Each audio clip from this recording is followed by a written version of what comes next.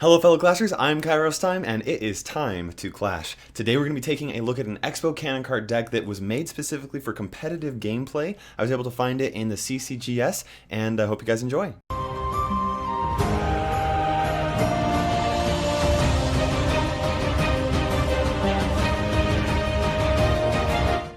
Welcome back, guys. So excited to have you here. So this deck is actually one that I found when I was streaming the CCGS. There was a player named Razor. He didn't quite make it to the finals, but he had this deck that played surprisingly well against a lot of people. If I remember right, he made it into the top 16 of round 2, which is very which says something at least about this deck, obviously also his skill. But let's go ahead and take a look at this. Now I'm going to look at this deck similar to what we've done in what I did in my how to play the Siege, the XBow Siege deck. I know a lot of people want to see some order gameplay. We'll actually be seeing some order gameplay as well today. Not me playing, but somebody else playing. I wanted to talk a little bit about this. So in my previous deck guide, I talked about how you want to, when it comes to playing XBow, you usually want to run either Fireball Bait, Cycle, or a hybrid deck. Well, this isn't Fireball Bait. This isn't, you could kind of consider it a Cycle deck, but it's not quite fast enough to be Cycle. But you can if you need to. If you're playing against somebody with a fireball or a rocket that's trying to get onto your XBow. But it's kind of also not really a hybrid. It's kind of a mixture of cycle hybrid where you do have this cannon cart that can serve as a secondary way to deal damage onto the tower. It's not really a great win condition by itself, but the cannon cart paired up with the Inferno Dragon actually work really well, and the Fire Spirits to do that. Now, as far as tank killers go, we do have the Inferno Dragon, and then we also have the cannon cart, which does a lot of damage per second, and possibly the bats as well. Obviously, the ideal situation would be able to use the Inferno Dragon. Very difficult to clear a defensive Inferno Dragon. And as far as a response to the pump, we do have a Fireball. We also have a way to force some pressure onto them if they do decide to invest with that pump. We also do have some cheap ways to deal with swarms, mini tanks if we need to, and yeah. One also key important thing is here, in any XBow deck, and even mortar decks, you want to make sure that you have a way to force an offense out of your opponent. In this deck, that's the Ice Golem and the Inferno Dragon. Now, the reason why is because you want to make sure that they go on the offense first so that you know what to counter and go against them. So we're going to go and watch some replays. I'll play a live match at the very end. I won a Classic Challenge first try with this deck. It's a great deck. It really is. And then we'll go ahead and start with this match right here. Then I jumped into a Grand Challenge. I lost my first match due to lag. I mean, like hard lag. I don't normally get that bad lag where I have pretty good Wi-Fi, so I don't know why that happened. But did lose another match, so I'm actually at 2 losses right now. But the deck works really well. Right here, I'm just waiting for my opponent to go on the offense. Like I said, I'm just wanting to cycle, force an offense out of him. He ends up placing that Ice Golem down the other lane, and so I just place these Fire Spirits here. I want to try and turn a push into a counter push. So now he's done some of that. He's committed some Elixir there. Both of us are just trying to decide what our opponent is playing. I end up placing this Elixir, or this cannon cart right here. It's a little bit slower. It's not that great at forcing your opponent to go on the offense, but it does help. And here, one thing that I actually like about that cannon cart is that it does get pretty close to the tower before he ends up putting that Mega Knight down. Now he puts the Mega Knight down, my Inferno Dragon's able to take him out. That's one really key importance to playing this deck, is using that Inferno Dragon against Mega Knights and P.E.K.K.A.s, and obviously that's your primary way to counter them. So make sure that you are kind of careful with playing the Inferno Dragon. You don't want to just always play him, but at the same time, if you're not playing against somebody with the tank, you don't want to not play the Inferno Dragon. You want to use the Inferno Dragon and utilize it on the offense. Right there, you'll see, I know that I'm getting guaranteed damage from that Hog Rider. None of my cards will get rid of the Hog Rider before it gets locked onto the tower, but here I have quite a strong counter push, and that's the whole purpose of this. Right there with the Cannon Cart and the XBow, I'm able to pair that up with those Fire Spirits to help really defend against that, and my XBow X-Bow is basically able to get rid of the tower. Now it does still have some damage on there, but I'm able to counter this Mega Knight with this Inferno Dragon. Now I placed the Inferno Dragon a little bit too early, and so he ends up disconnecting from that Mega Knight. So now we're actually about even when it comes to this matchup. All I really need to do is just fireball that tower, so I know I can go on the opposite side. So I end up doing so. I know that I have more elixir than he does. I do a little push. I like to put that Ice Golem in front of the Cannon Cart to just slow it down just a little bit. That allows me to build up enough elixir so I can do quite a big of a push right here. He ends up putting down that Mega Knight, which puts me into a difficult situation. That Mega Knight's going to jump onto the X-Bow and deal some damage to that Cannon Cart, and there goes my tower. I know that I have to get rid of his tower. We have 33 seconds, so I have to save my fireball. There's not going to be enough time for me to cycle back to it. I do this push right here with the Fire Spirits and the Cannon Cart. Fire Spirits, Cannon Cart, they can work a lot of the times if your opponent doesn't have a great counter to it. There are lots of times where I'll actually catch my opponent off guard with that kind of combination. They're able to cycle back to that Inferno Dragon. The Mega Knight ends up surviving because of that zap and forcing my Inferno Dragon to land onto the tower. I have to use my Fireball to cycle to the other side, and so right now I just need to get some damage. Now he puts down that Inferno Dragon, which ends up soaking some damage from my own Inferno Dragon. He puts down this Ice Golem as well as the Hog Rider? No, the Mega Knight. He places down this Mega Knight down in the very far back right there, and I go for a counter push. Now, I placed down that X-Bow too late. I wasn't able to put it down in time so that it would lock onto the tower, and here I'm actually at a very difficult situation. Because of that Ice Golem's Nova, I'm able to slow down that Mega Knight, and my X-Bow ends up locking onto the tower. I want to try and keep up this offense as good as I possibly can, so I end up placing that Cannon Cart right there with the Ice Golem to tank for the towers so that my Cannon Cart can hopefully land some hits on the tower. It does end up landing some hits right there. He does fireball my X-Bow, but I'm able to finish that off with that Cannon Cart. The Cannon Cart is a very defensive card.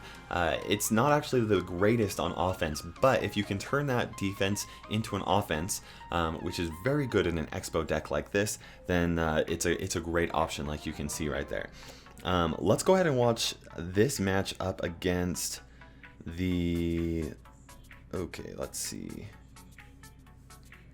The Mortar here.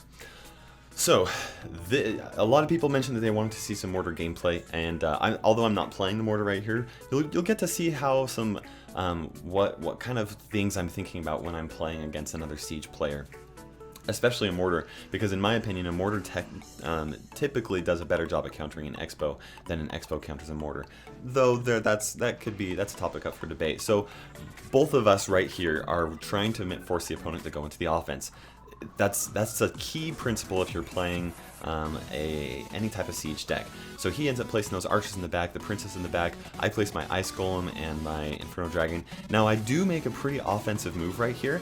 I don't know that he has the rocket, and I don't know that he's playing a Spellbait rocket deck, Mortar deck. But the fact that he had those...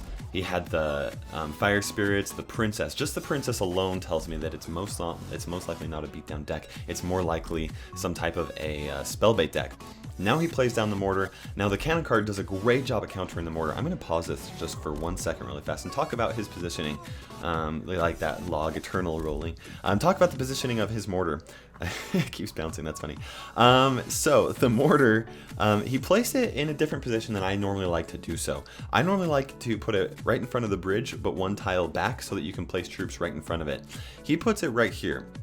Now the reason why he ended up doing that is because he wants to prevent ground swarm troops from reaching the Mortar, and I think that was a mistake on his part in this specific match. I think he's gotten into a bad habit, but if you're playing against somebody that has ground troops like the Skeleton Army or a Knight or things like that do a good job of countering the Mortar, then this is a really great place to put it right there. Same for X-Bow as well, because it forces those ground troops to have to walk a little bit further distance, and it makes it a lot easier to counter those cards.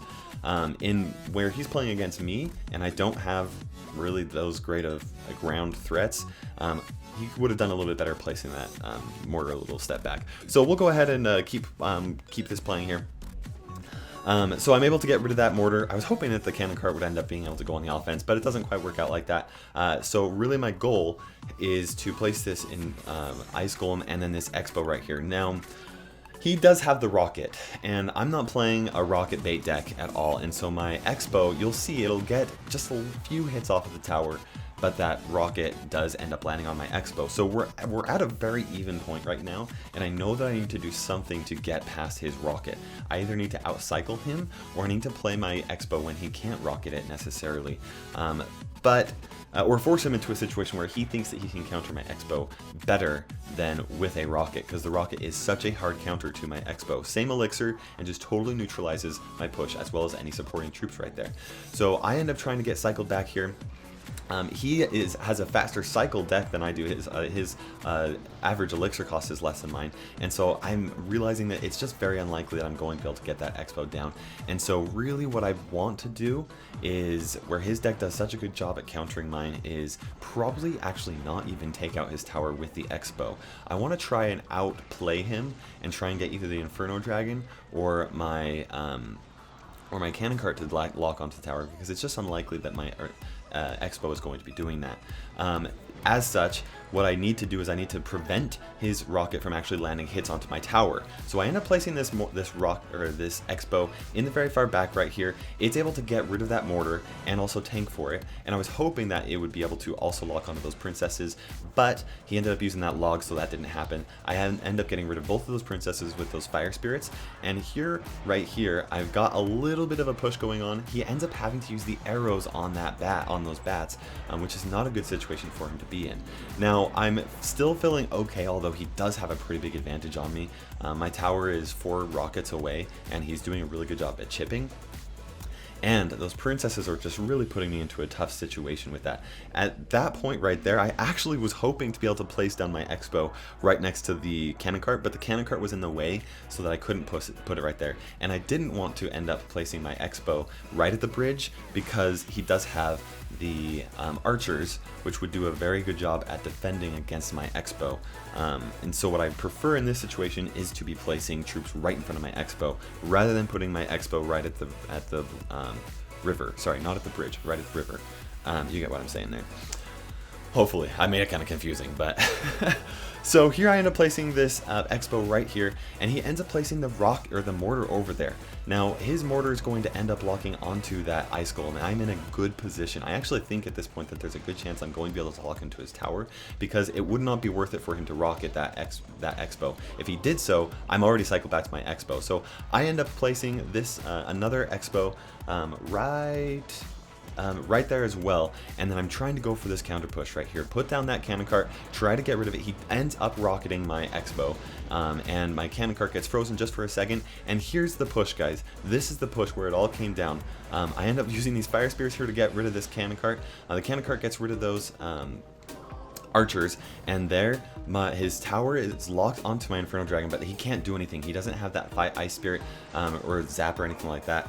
Well, he did have the Ice Spirit. He was just a little bit too slow right there. The push overwhelmed him. I was able to take him out. Very difficult situation when you're playing against like a mortar deck like that. Sometimes you have to be pretty intuitive, or you have to really come up with different pushes. You have to be pretty versatile. Not the best push to try and make every single push, but in that situation where XBow just was not working, you kind of have to make do with it. Now let's go ahead and watch this match right here. We already watched a Hog Rider Mega Knight, but this person played just really well, and I wanted to spotlight this match for sure. And then after this match, I'll actually go and do a live match, so that you guys can see, kind of talk about what I'm thinking about while that's happening. So as always, trying to force my opponent to go on the offense. He ends up placing those bats, so I place an Ice Golem in the very far back, and he's going to have to do something to try and counter that. I am forced to place down a Cannon Cart, which is fine. Now I have placed these bats right here. I know that it's most likely that he has the Zap, so it was mostly like a desperation, hoping that it wasn't his rotation or something like that. I ended up using the Fire Spirits to get rid of it, and my tower's already halfway down. I'm really in a tough situation already, and we're not even 1 minute into the match. But you know, obviously you never want to give up when you're in these types of situations. I'm playing a deck that he's probably not used to playing against very frequently, and I know that his deck is probably I'm pretty confident that I know what his deck is, and so that gives me a pretty good advantage right here. Now I end up placing that cannon cart a little bit too far forward. I would have liked to have placed it so that that ice golem would have walked in front of it, but it doesn't quite work out. So I try my best to pair up a combination right there with those fire spirits, and his Inferno Dragon ends up locking onto that cannon cart. Now the cannon cart did land a few hits onto his tower, which is really great. Those fire spirits with the cannon cart do a pretty great job at allowing that cannon cart to actually land hits onto the tower, because a lot of people aren't ready to use their zap against fire spirits and things like that. The really good players will be able to, but a lot of people aren't. You don't see fire spirits in the meta very much, and so people aren't ready to counter them as quickly. And so that's kind of what we got right here. Now, he plays a Hog Rider. I know it's going to get guaranteed damage, but I want to do the best that I can to try and stop it. He does not use the Zap, which I honestly think that he should have. But it does allow me to... He most likely was trying to save it for a more threatening thing like the Fire Spirits or something. My XBow does end up locking onto the tower. His Mega Knight gets right there. I don't have my Ice Golem. I did not know that he was going to be playing a Mega Knight deck, and as such, I was out of rotation. Now that I know that he has that Ice Golem, or that Mega Knight, I'm going to do my best to try and make sure that I always have that Ice Golem in rotation to place in front of my XBow. Here we go. My cannon cart is able to lock onto the tower, does a few more hits. Thank goodness to those fire spirits. He's learning, though. He was able to zap that and kind of keep me from taking out the tower completely. Now he's going to take the tower right here. He didn't even need to fireball that, but he did. And now it's time for me to go onto the opposite lane. Now I do have to reserve my fireball. There's 20 seconds left, and so I end up just placing this fireball pretty soon here. In fact, I think that I just do it right here. Yeah, there we go. The fireball goes down. I finish that off. With 10 seconds left in the match, I'm expecting some type of big counter push. He plays down the Mega Knight. I'm able to lock onto that Mega Knight using this Ice Golem. I love defending with the Ice Golem because it also gets rid of those bats. And it does land onto my tower, but only with one hit, and now I'm ready to do a counter push. Here comes down the Inferno, or the XBow. I'm able to put down a cannon cart in front as well, just in case he puts, you know, like a Hog Rider or something. I want to deal as much damage quickly as possible, and he does end up using that Mega Knight, so my Inferno Dragon is able to take it out, as well as my XBow ends up getting zapped and locks back onto it. And here, I just need to get a little bit of damage on here. I end up placing this XBow into this position right here. Now, I want to talk about this position just very briefly. This isn't always the greatest position to do so. In fact, it probably would have been better if I would have put my XBow a little bit more over to the side. But when you have two XBows like this, be ready for some type of a splash damage, where I do have plenty of damage onto his tower, and it's dealing some damage, and my XBow still has plenty of health left. I'm feeling pretty confident at this, but it might have even been a little bit better for me to just wait just for a few seconds for this XBow, so that he would have had to counter this XBow, and then I would have done another counter push. He ends up fireballing that, but my XBow still has enough health to be able to do some damage there. I was ready to do something, but here's a pocket cannon cart placing the perfect tile, not the one right in front, but right the one just one behind that, one back from the very front, and that allows my cannon cart to quickly get in there, deal some damage, and finish off that match. Super great match. He played extremely well, put me into some difficult situations, but the deck is really fun. Now, like I said, I did win a classic challenge on the first try right here. I'm up to 7 wins. We're gonna go ahead and jump into this. Don't judge me if I end up losing. I'm still learning how to talk through my matches while I'm playing live, but we'll see what ends up happening here. Let's make sure I have the right deck selected. Okay, if I end up losing, then I'll just take it out of the film. No, I'm just kidding. I don't do that. Well, maybe I have in the past, but that's besides the point. Let's go ahead. Maybe I should cut that out. Okay, so once again, I want to try and force him to go on the offense. He ends up playing this princess right here, so I'm going to place this Ice Golem in the very far back. My best guess, because of the cards that he's already showing, is he has some type of a spell bait deck. Very likely he ends up doing that, and here comes the knight. Now I'm pretty confident that that he does have a spell bait deck. Here comes the fireball, or the goblin gang. I am able to stop it with those ice spirits. I like how he positioned that just perfect for me. Now he does have interesting that he decides to put that down right there. I bet you anything if I put down bats, he's going to put down the princess. There's the princess. And here's the XBow. Now, a lot of bait players do not expect something like this. To counter a princess with an XBow just doesn't seem like the greatest option in a lot of situations. What he's doing right here is he's trying, but it does take some people off guard sometimes. He does place that Ice Spirit right there, doesn't decide to defend against it anymore. So I'm feeling pretty good actually. Let's put this cannon cart right here. He's gonna one-shot those goblins, and then let's place, he's gonna put down a knight. He'll put down a knight to counter my cannon cart, and I'm okay with that. That's 3 elixir. He doesn't do anything. I'm not sure if he didn't have enough elixir to counter that or what exactly the issue was. We'll place these fire spirits right here. I'm able to finish off that tower, and we'll put these bats right here as well. He ends up using the log rather than like adding a princess or something like that. So I'm feeling pretty confident in our situation actually. We'll put this ice golem right here, and I'm actually going to turtle up. Turtling up is a really great option when you're playing against bait decks and you already have an advantage like this. You're able to just basically stop any push that they have, and even just a zap will get rid of those spear goblins, or the goblin gang, because of with the help of my XBow.